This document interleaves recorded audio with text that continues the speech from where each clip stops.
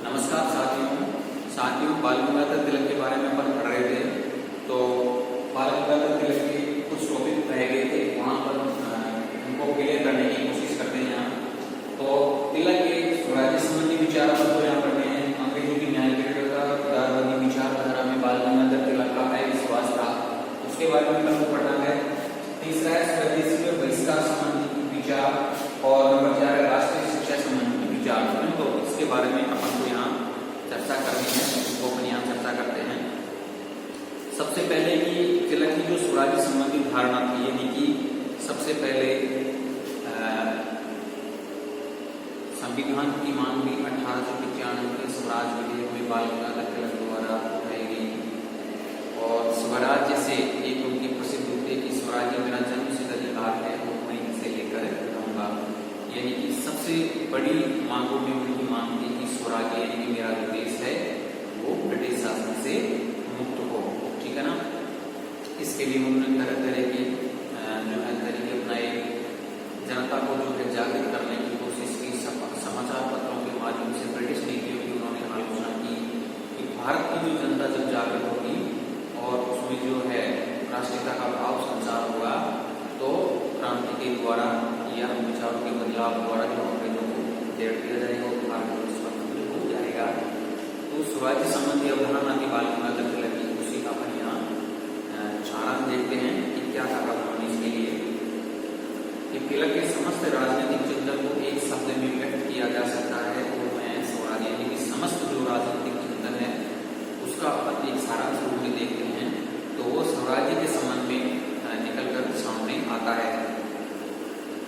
तिलक ने प्राचीन भारतीय दर्शन का गहरा अध्ययन किया था, जिसका आधारभूत सिद्धांत था धर्म राज्य। धर्म राज्य का अभिप्राय एक राजनीतिक व्यवस्था से है जो धर्म पर आधारित हो, जिसका उद्देश्य धर्म का रक्षण या पोषण हो। स्वराज्य इस धर्म राज्य की आवश्यक स्थिति है। इस प्रकार स्वराज्य तिलक के लिए एक नैतिक आवश्यकता थी, यानी कि स्वराज्य की जो धारणा थी वो बाल गंगाधर तिलक की नैतिक आवश्यकता थी। जो भारतीय का धर्म अर्थात कर्तव्य था, इसलिए उन्होंने घोषित किया कि स्वराज्य हमारा जन्मसिद्ध अधिकार है और मैं इसे लेकर रहूंगा या मैं इसे लेकर रहेंगे। तो स्वराज्य के संबंध में अगर आपको सवाल पूछा जाता है तो ये बाल गंगाधर तिलक की जो डेफिनेशन है वो आपको यहाँ लिखनी है। सन 1916 के पूर्व तक स्वराज्य से तिलक का आशय देश के लिए पूर्ण स्वाधीनता की स्थिति से था। यानी 1916 में जब मंगोलियन आंदोलन में चलाया तो उस समय तक जो है स्वराज्य से उनका आशय कि पूर्ण स्वाधीनता प्राप्त करना उनका लक्ष्य था। लेकिन बाद में जो है स्वाधीनता को उन्होंने अपने शब्दों में अलग बयान किया, जिसमें ब्रिटिश सम्राट के लिए कोई स्थान नहीं हो सकता। लेकिन 1916 में उन्होंने स्वराज्य की अपनी धारणा को तत्कालीन परिस्थितियों में अधिक समानुकूल और जो है व्यवहारिक बना लिया। 1916 के बाद जो स्वराज्य संबंधी जो धारणा थी उनकी सोच जो थी उसमें उन्होंने थोड़ा सा परिवर्तन किया। होम रूल आंदोलन के अंतर्गत 31 मई 1916 को अहमदनगर में स्वराज्य पर अपने पहले भाषण में उन्होंने कहा, यानी कि अहमदनगर में उनका जो भाषण हुआ उस भाषण में उन्होंने कहा कि स्वराज्य से अभिप्राय केवल यह है कि भारत के आंतरिक मामलों का संचालन और प्रबंधन भारतीयों के हाथों में होना चाहिए। यानी कि अहमदनगर में जो बाल गंगाधर तिलक ने भाषण दिया उस भाषण में उन्होंने कहा कि स्वराज्य से मेरा तात्पर्य यह है कि भारत के जो आंतरिक मामले हैं उनका संचालन भारतीयों के द्वारा होना चाहिए। स्वराज्य से अभिप्राय केवल यह है कि भारत के आंतरिक मामलों का संचालन और प्रबंधन भारतीयों के हाथों में हो। हम ब्रिटेन के राजा सम्राट को बनाए रखने में विश्वास करते हैं, यानी कि ब्रिटेन का जो शासक है हम उसको बनाए रखना चाहते हैं, लेकिन जो भारत का कामकाज है वो भारतीयों के द्वारा यहाँ होना चाहिए। उनके ये विचार उनके यथार्थवादी दृष्टिकोण का परिचय देते हैं। तिलक ने अपनी पूर्ण धारणा अर्थात पूर्ण स्वाधीनता की आकांक्षा का परित्याग नहीं किया था, बल्कि तत्कालीन परिस्थितियों को देखते हुए ब्रिटिश साम्राज्य के अंतर्गत स्वराज्य का व्यवहारिक सुझाव दिया था। यह पूर्ण स्वाधीनता की दिशा में महत्वपूर्ण कदम था। उनके द्वारा इस स्थिति को अपनाई जाने का कारण यही था कि स्वराज्य की मांग को राजद्रोह से अलग किया जा सके, यानी कि स्वराज्य एक अलग चीज है, राजद्रोह एक अलग चीज है, तो दोनों को अलग किया जाना चाहिए। और देश की जनता को स्वराज्य के लिए संगठित किया जा सके, यानी कि जो देश की जनता है उसको स्वराज्य के लिए संगठित किया जाना चाहिए। वे जानते थे कि स्वराज्य का संदेश प्रसारित करने के लिए उनका जेल से बाहर रहना आवश्यक था, यानी कि स्वराज्य को अगर प्राप्त करना है तो जेल से बाहर रहना होगा, जिससे वे जनता को जागरूक, संगठित और स्वतंत्रता के संघर्ष के लिए प्रेरित कर सके। यानी कि अगर वो जेल से बाहर रहेंगे तो उससे जो जनता को है संगठित एक तरह से कर सकेंगे, जागरूक कर सकेंगे। उनका आदर्श तो भारत के लिए संपूर्ण अर्थों में पूर्ण स्वतंत्रता की था, यानी कि वो भारत के लिए जो है पूर्ण स्वतंत्रता की प्राप्ति चाहते थे। स्वराज्य के साथ अपने देश के लिए ऐसी शासन व्यवस्था के पक्षधर थे जिसमें शासन के सभी अधिकारियों और कर्मचारी जनता के प्रति सचेत रहे, यानी जो स्वराज्य की उनकी मांग थी तो उस मांग में वो ऐसा शासन चाहते थे जिसमें शासन के सभी अधिकारी और कर्मचारी जनता के प्रति सचेत रहे, यानी कि जनता के ऊपर ज्यादा ध्यान दें और जो है जनता के कार्य को करें, तथा कार्यपालिका के अधिकारी और कर्मचारी स्वयं को जनता के प्रति उत्तरदायी समझे, यानी कि जो कार्यपालिका के कर्मचारी है वो भी जनता को अपना एजेंट समझे, जनता के प्रति अपना उत्तरदायित्व समझे। तिलक का विश्वास था कि राज्य का अस्तित्व जनगण के कल्याण और सुख के लिए होता है, और इस आधार पर स्वराज्य का आशय था कि अंतिम सत्ता जनता के हाथ में हो, यानी कि स्वराज्य का जो लक्ष्य था उनका वो क्या था, उद्देश्य कि अंतिम सत्ता जो है वो जनता के हाथ में हो। इस आधार पर उन्होंने कहा था कि भारतीय रियासतों में शासक होते हुए भी स्वराज्य नहीं है, यानी कि भारतीय रियासतों में भारतीय शासक हैं लेकिन फिर भी स्वराज्य नहीं है। तिलक भारतीय शासन प्रणाली में मूलभूत परिवर्तन चाहते थे। तिलक के जीवनी के लेखक यानी कि पर्वत जो है उनकी जीवनी उन्होंने लिखी है, वो कहते हैं कि तिलक के नाम के साथ जो विविध सम्मानित संबोधन जोड़े जाते हैं उनमें लोकतांत्रिक स्वराज्य के प्रतिपादक अवश्य ही जुड़ जाना चाहिए, यानी लोकतांत्रिक स्वराज्य के प्रतिपादक ये शब्द जो है वो अवश्य ही जुड़ जाना चाहिए।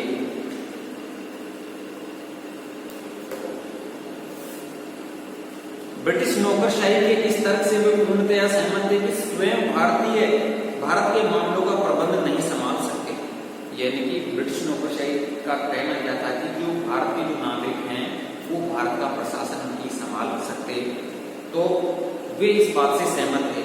उन्होंने हिंदुओं और मुसलमानों में परस्पर अविश्वास और विद्वेष उत्पन्न करने की ब्रिटिश नीति का कड़ा विरोध किया, यानी कि हिंदुओं और मुसलमानों में जो द्वेषता फैली हुई थी वो ब्रिटिश शासन के द्वारा फैलाई गई थी, इसलिए उन्होंने इसका कड़ा विरोध किया और इस बात पर बल दिया है कि स्वराज्य प्राप्त हो जाने पर इन दो समुदायों के बीच अविश्वास और विद्वेष की कोई आवश्यकता नहीं रहेगी। उन्होंने कहा कि मैं जिस स्वराज्य की मांग कर रहा हूं वह केवल हिंदुओं के लिए नहीं बल्कि मुसलमानों के लिए अथवा किसी वर्ग विशेष के लिए नहीं होगा। भारतीय जनता की समस्याओं को हल करने की एक ही औषधि है, वो है वास्तविक सत्ता, यानी कि अंग्रेजों ने जो द्वेषता के बीज फैला रखे हैं अगर स्वराज्य प्राप्त हो जाएगा तो ये द्वेषता के बीज जो है अपने आप ही समाप्त हो जाएंगे, और वो कब समाप्त होंगे जब पूर्णतया सत्ता में मिल जाएगी। जब यह औषधि हमें प्राप्त हो जाएगी तब यदि हमें आपस में कोई मतभेद होंगे तो हम स्वयं उनको सुलझाने में या स्वयं सुलझाने में उनको समर्थ रहेंगे। इस प्रकार जो है उनकी स्वराज्य संबंधी धारणा थी कि स्वराज्य के पूर्णतया वो समर्थक थे कि कैसे भी जो सत्ता है वो भारतीयों के हाथों में रहे। दूसरा जो यहाँ मैंने कहा साथियों की अंग्रेजों की न्यायप्रियता और उदारवादी विचारधारा में है विश्वास, यानी कि अंग्रेजों की जो न्यायप्रियता थी, अंग्रेज जो भारत में शासन करते थे उसमें, और जो है उदारवादी विचारधारा थी उसमें जो है बाल गंगाधर तिलक हमेशा अविश्वास प्रकट करते थे। उदारवादी जो विचारधारा है उसमें उनका जो है हमेशा विश्वास रहा कि हम सीधे तरीके से, उनका बाल गंगाधर तिलक का कहना था कि हम सीधे तरीके से कभी भी सत्ता प्राप्त नहीं कर सकते। इस प्रकार उन्होंने जो है उग्रवादी विचारों का प्रतिपादन किया। उनके साथी लोग थे, विपिन चंद्र पाल थे, बाल गंगाधर तिलक थे, तो उन्होंने क्या किया कि हमेशा जो उग्रवादी विचारों का परिचालन किया और इन तरीकों को अपना कर जो है हम सत्ता प्राप्त कर सकते हैं। उनका एक प्रसिद्ध कथन है, वो बहुत बार पूछा जाता है परीक्षाओं में, कि यदि हम वर्ष में एक बार मेंढक की तरह टटराते रहे तो हमें सत्ता कभी भी प्राप्त नहीं हो सकेगी। यानी कि मेंढक की तरह, यानी कि वो बरसात के समय ही आवाज निकालते हैं, तो उसी प्रकार जो है कि वर्ष में हम एक बार, जैसे कांग्रेस के सम्मेलन होते हैं उसमें एक बार अपन स्वराज्य की मांग होते हैं, तो इस प्रकार जो हमें स्वराज्य सत्ता कभी भी प्राप्त नहीं हो सकती। तो जो अंग्रेजों की जो कार्य प्रणाली थी और जो उदारवादी विचारधारा थी उसमें जो है बाल गंगाधर तिलक का हमेशा से असहयोग रहा। यानी कि लोकमान्य तिलक को अंग्रेजों की न्यायप्रियता में कोई विश्वास नहीं था। उनकी मूल धारणा थी कि कोई भी साम्राज्यवादी शक्ति शासित देश के हित में शासन नहीं करती। यानी कि साम्राज्यवादी जो नीति है किसी भी देश की हो चाहे वो शासित देश में कभी भी अच्छे या जनता के हित में शासन नहीं करती। साम्राज्यवाद का तो उद्देश्य ही शासित देश की राजनीतिक, सामाजिक, सांस्कृतिक और आर्थिक शोषण करना होता है। यानी कि जो साम्राज्य शक्ति है जिस देश पर शासन कर रही है वो उस देश का सभी प्रकार से जो है शोषण करती है, चाहे सामाजिक हो, आर्थिक हो, राजनीतिक, किसी भी प्रकार से वो शोषण में लगी रहती है। भारत में ब्रिटिश शासकों का उद्देश्य भी यही है और अंग्रेजों की न्यायप्रियता पर विश्वास करना नितांत अविवेकपूर्ण है। यानी कि जो लोग, भारत के जो लोग अंग्रेजों की न्यायप्रियता पर विश्वास करते हैं वो बिल्कुल भी विश्वास योग्य नहीं है, या कि अविवेकपूर्ण है।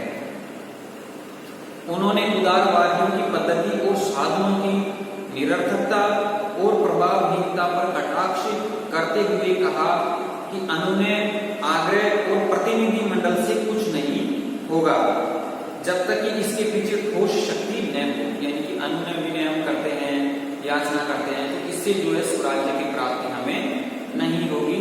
यानी कि जब तक ठोस प्रमाण अपने पास नहीं होगा तब तक कुछ नहीं होने वाला। आयरलैंड, जापान और रूस के उदाहरणों से हमें सबक लेना चाहिए। उन्होंने कहा प्रतिवेदनों से कुछ नहीं होगा। यानी कि ये जो प्रतिवेदन अपन दिए जाते हैं भारत सरकार, यानी कि भारत के लोगों के द्वारा ब्रिटिश सरकार को, तो इनसे कुछ नहीं होने वाला। हमें अपनी शक्तियों को संगठित करना होगा ताकि जब हम शासकों के समक्ष अपनी मांगियां लेकर उपस्थित हों तो उन्हें न मानने का साहस न कर सके। यानी कि जब हम शासकों के समक्ष अपनी मांगे लेकर उपस्थित हों तो वे उन्हें न मानने का साहस न कर सके। यानी कि इतनी शक्ति हमारे अंदर होनी चाहिए कि किसी चीज के लिए हम शासक के पास जाते हैं तो वो शासक हमें मना नहीं कर सके। इतना ठोस सबूत या प्रमाण या शक्ति अपने पास होनी चाहिए। तो इस प्रकार जो है वो अंग्रेजों की न्यायप्रियता और उदारवादी विचारधारा में विश्वास रखते थे।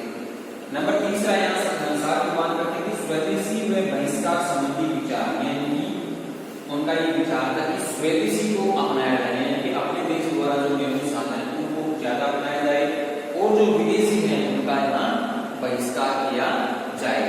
यानी कि बाहर के देशों से सामान आ रहा है, जैसे इंग्लैंड से आ रहा है और देशों से, तो जो अंग्रेजों के द्वारा यहाँ सामान लाया जा रहा है उसका बहिष्कार किया जाना चाहिए और यहाँ जो इंडिया में उत्पादित हो रहा है सिर्फ उसी चीज को अपनाया जाना चाहिए।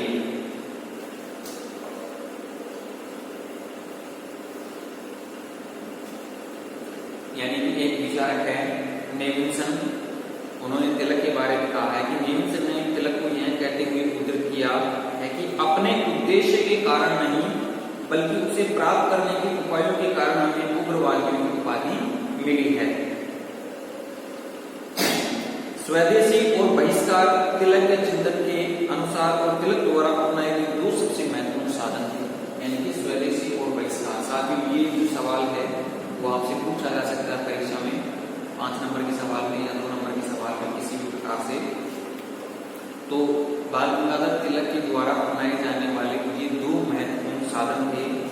तिलक ने केसरी में लिखा, यानी कि केसरी जो उनका समाचार पत्र था तो उनमें लिखा तिलक ने कि हमारा राष्ट्र एक वृक्ष की तरह है। यानी कि एक इस प्रकार से वृक्ष है उसी प्रकार जो है हमारा राष्ट्र है जिसका मूल तना स्वराज्य है और विदेशी तथा बहिष्कार उसकी शाखाएं। यानी कि बहिष्कार और विदेशी जो है उसकी शाखाएं हैं। उदारवादी स्वदेशी को देश के आर्थिक विकास के साधन के रूप में अपनाने की बात सोचते थे। यानी कि जो उदारवादी हैं, स्वदेशी जो है यानी कि अपने देश से निर्मित जो चीज है वो देश के आर्थिक विकास के साधन के रूप में अपनाने की सोचते थे। और वे सोचते थे कि स्वदेशी उचित है, किंतु बहिष्कार को अपनाने का कोई औचित्य नहीं है। यानी कि उदारवादी जो है स्वदेशी को मानते थे कि ये चीज सही है, लेकिन जो बहिष्कार है उस चीज को वो उचित नहीं मानते थे कि बहिष्कार नहीं किया जाना चाहिए। उनका मूल तर्क ये था। लेकिन तिलक और अन्य उग्रवादियों ने इसे एक आर्थिक आंदोलन के साथ साथ राजनीतिक शस्त्र के रूप में अपनाया। लेकिन जो बहिष्कार जो चीज है उसको उग्रवादियों के द्वारा अच्छी तरीके से अपनाया गया। तिलक का विचार था, जब आप स्वदेशी को स्वीकार करते हैं तो आपको विदेशी का बहिष्कार करना ही होगा। ये बाल गंगाधर तिलक की मूल सोच थी। तिलक के लिए बहिष्कार स्वदेशी के विचार का पूरक था। यह स्वदेशी का आंदोलनात्मक पक्ष तथा उसके साथ जुड़ी हुई स्वाभाविक स्थिति थी।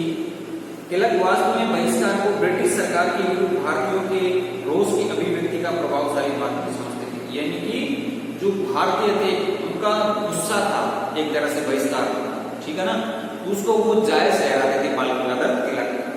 स्वदेशी बहिष्कार का केवल नारा ही नहीं दिया, वरन स्वदेशी का प्रयोग और विदेशी के बहिष्कार का संदेश पश्चिमी भारत के प्रत्येक कस्बे और प्रत्येक गांव तक पहुंचाने से एक जन आंदोलन का रूप दे दिया। यानी कि बाल गंगाधर तिलक ने पूरे भारत में इस चीज को फैलाया कि स्वदेशी अपनाओ और विदेशी का बहिष्कार करो। यानी कि इस नारे को उन्होंने जो है पूरे भारत में फैलाया। तिलक स्वयं अपने हाथ से काते हुए सूत से अपने ही घर में स्वदेशी करके से बने हुए वस्त्रों का उपयोग करते थे। यानी कि खुद से काता हुआ सूत है, अपने घर से जो सूत के कपड़े बने हुए थे वो उन्हीं वस्त्रों का उपयोग करते थे।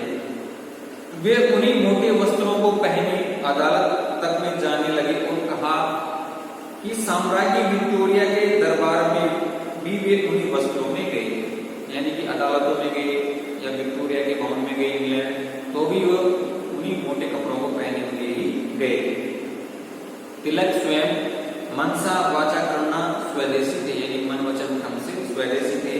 उन्होंने स्वदेशी वस्तु प्रचार की सभा के मुख्यान के रूप में सहकारी भंडार खोले। यानी सहकारी भंडारों की स्थापना भी जो है बाल गंगाधर तिलक के द्वारा की गई। अब जो चौथा बिंदु है अपना यहाँ राष्ट्रीय शिक्षा संबंधी विचार, यानी कि शिक्षा के संबंध में जो बाल गंगाधर तिलक के विचार हैं वो अपन यहाँ देखने की कोशिश करते हैं। यानी कि बाल गंगाधर तिलक ने जो है शिक्षा के 3-4 तरीके बताए। यानी कि शिक्षा ऐसी होनी चाहिए जिससे कि वो जीवित उपार्जन का साधन बन सके, एक तरह से निर्धनों को भी शिक्षा दी जाए। तो बाल गंगाधर तिलक खुद एक शिक्षित परिवार से थे, संस्कृत का अच्छा ज्ञान था। उनके पिता के द्वारा जो है गणित और जो है संस्कृत का उन्हें अच्छा ज्ञान दिया गया था। इस प्रकार विदेश में रहकर के उन्होंने पढ़ाई करी, हालांकि तो लोकमान्य तिलक एक महान शिक्षा शास्त्री थे और वे आगरकर महाराष्ट्र में शिक्षा आंदोलन के प्रेरणादाता थे। यानी कि महाराष्ट्र में जो शिक्षा के लिए जो है बाल गंगाधर तिलक और उनके साथी थे आगरकर, उन्होंने काफी अच्छा कार्य किया। उदारवादी भारत में प्रचलित पाश्चात्य शिक्षा व्यवस्था के लिए अंग्रेजों के प्रति कृतज्ञता अनुभव करते थे। यानी कि जो उदारवादी थे वो पाश्चात्य वेस्टर्न जो शिक्षा थी भारत में कुछ फैली, उसके लिए वो कृतज्ञ थे। कौन? उदारवादी। लेकिन तिलक इस दृष्टिकोण से असहमत थे और उनका कहना था कि यह शिक्षा व्यवस्था न तो छात्रों को देश की स्थिति का सही ज्ञान कराती है और न ही उन्हें जीविका के लिए तैयार करती है। यानी कि अंग्रेजों द्वारा जो शिक्षा दी जा रही थी यहाँ भारत में, तो तिलक जो है इससे असहमत थे और वे चाहते थे कि इससे जो है सही परिपाटी का निर्माण नहीं हो सकता। तो तिलक ने जो राष्ट्रीय शिक्षा के विचार दिए उनमें 4 विचारों के प्रमुख माने जाते हैं। पहला जो उनका विचार रहा कि शिक्षा को जन सामान्य के लिए सुलभ बनाया जाए। यानी कि जन सामान्य प्रत्येक व्यक्ति शिक्षा ले सके, इस प्रकार की सहूलियत होनी चाहिए कि शिक्षा को जन सामान्य के लिए सुलभ बनाया जाए, जिससे निर्धन व्यक्ति भी शिक्षा से वंचित न रहे। यानी कि गरीब से गरीब व्यक्ति तक शिक्षा सुलभ होनी चाहिए, हर तबके को जो है शिक्षा मिलनी चाहिए। दूसरी बात जो शिक्षा के लिए वो करते हैं कि यह सुनिश्चित किया जाए कि शिक्षा भारतीयों द्वारा और भारतीय उद्देश्यों को ध्यान में रखते हुए दी जाए। यानी कि जो शिक्षा दी जा रही है वो भारतीयों के द्वारा दी जाए और भारतीयों की जो उद्देश्य है उनको ध्यान में रखते हुए शिक्षा दी जानी चाहिए। तीसरी बात वो शिक्षा के लिए करते हैं कि शिक्षा व्यक्ति के व्यक्तित्व के विकास तथा उसके चरित्र निर्माण का सुदृढ़ आधार बने। यानी कि सबसे पहले उन्होंने कहा कि सभी के लिए शिक्षा की व्यवस्था होनी चाहिए, निर्धन वर्ग को भी शिक्षा मिलनी चाहिए। दूसरी है कि भारतीयों के द्वारा शिक्षा दी जानी चाहिए और भारतीय उद्देश्यों के लिए शिक्षा होनी चाहिए। ठीक है। तीसरी बात उन्होंने कही कि व्यक्तित्व के विकास के लिए यानी कि संपूर्ण विकास के लिए शिक्षा होनी चाहिए। शिक्षा व्यक्ति के व्यक्तित्व के विकास तथा उसके चरित्र निर्माण का सुदृढ़ आधार बने, यानी कि उसके चरित्र में भी एक तरह से शिक्षा के माध्यम से निखार आए, इस प्रकार की शिक्षा होनी चाहिए। नंबर 4 जो शिक्षा के संबंध में बात करते हैं कि शिक्षा के माध्यम से युवकों को इस प्रकार प्रशिक्षित किया जाए कि वे जनता को राष्ट्रीय जागृति एवं आंदोलन के लिए प्रेरित और संगठित कर सके। यानी कि चौथा जो कारण बताया कि शिक्षा इस प्रकार की दी जानी चाहिए कि वो लोगों को जागरूक कर सके, राष्ट्रीय आंदोलन के लिए प्रेरित कर सके। युवकों को इस प्रकार प्रशिक्षित किया जाए कि वे जनता को राष्ट्रीय जागृति एवं आंदोलन के लिए प्रेरित और संगठित कर सके। तो इस प्रकार से जो है 4 बातें उन्होंने शिक्षा के लिए महत्वपूर्ण बताई। तिलक का कहना था कि पढ़ना लिखना सीख लेना ही शिक्षा नहीं है, शिक्षा वही है जो हमें जीविकोपार्जन के योग्य बनाए, देश का सच्चा नागरिक बनाए और हमें पूर्वजों का ज्ञान तथा अनुभव दे। इस दृष्टि से उन्होंने राष्ट्रीय शिक्षा की जोरदार वकालत की। बंगाल के राष्ट्रवादियों के कार्यक्रम में राष्ट्रीय शिक्षा को अपनाए जाने के पूर्व ही तिलक, आगरकर और चुटलनपुर के मन में इसकी एक रूपरेखा बन चुकी थी। तिलक का कहना था कि राष्ट्रीय शिक्षा से ही राष्ट्रीय चरित्र का निर्माण हो सकेगा, यानी कि राष्ट्रीय चरित्र का निर्माण तभी होगा जब लोगों को राष्ट्रीय शिक्षा मिलेगी। देशवासी मत मतांतरों से ऊपर उठकर संगठित हो सकेंगे और देश की शक्ति बढ़ेगी। तिलक ने राष्ट्रीय शिक्षा का एक ऐसा पाठ्यक्रम प्रस्तुत किया जो व्यवहारिक था और देशवासियों के सर्वांगीण विकास में सहायक था। स्वदेशी आंदोलन के दिनों में राष्ट्रीय शिक्षा के लिए उन्होंने महाराष्ट्र में समर्थ विद्यालय स्थापित किए, यानी कि महाराष्ट्र में शिक्षा के लिए उन्होंने काफी कार्य किए। समर्थ विद्यालय की उन्होंने स्थापना की, न्यू इंग्लिश इंडिया स्कूलों की स्थापना की। तिलक की राष्ट्रीय शिक्षा भारतीय पद्धति और पाश्चात्य पद्धति दोनों का समन्वय थी, यानी कि वो समन्वय थी।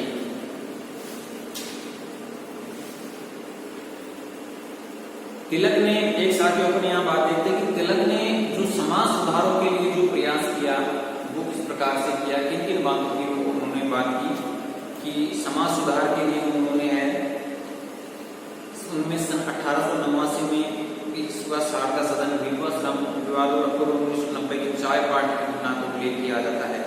और यह भी कहा जाता है कि तिलक ने 1893 के संपत्ति आयोग का विरोध किया, यानी कि जो बच्चियों के लिए विवाह की उम्र बढ़ाई गई जानी थी उसका जो उन्होंने एक तरह से विरोध किया था। तो सामाजिक सुधार के संबंध में कुछ बिंदुओं को मैं यहाँ बताना चाहूंगा कि समाज सुधार की तुलना में राजनीतिक स्वतंत्रता को प्राथमिकता होनी थी। समाज सुधार की बजाय जो राजनीतिक स्वतंत्रता के लिए उन्होंने ज्यादा प्रयास किए। समाज सुधार कार्य में ब्रिटिश शासन और विदेशी नौकरशाही के हस्तक्षेप का विरोध, यानी कि समाज सुधार कार्य में जो ब्रिटिश सरकार के द्वारा हस्तक्षेप किया जा रहा है या नौकरशाही के द्वारा हस्तक्षेप किया जा रहा है, तो इस चीज का जो है उन्होंने विरोध किया है कि ब्रिटिश सरकार के द्वारा सामाजिक क्षेत्र में सुधार किया जाना चाहिए। तीसरी बात उन्होंने कही कि समाज सुधार कार्य धीरे धीरे और जनमत निर्माण से ही संभव हो सकेगा। पश्चिम के सामाजिक जीवन के अंधानुकरण और ईसाइयत के प्रचार का विरोध, यानी कि पश्चिम की जो संस्कृति भारत में फैल रही थी इस चीज का जो है बाल गंगाधर तिलक ने विरोध किया। समाज सुधार के संबंध में तिलक ने कुछ प्रस्ताव रखे, वो थे कि लड़कों की विवाह की न्यूनतम आयु 20 वर्ष और लड़कियों के विवाह की आयु 16 वर्ष होनी चाहिए।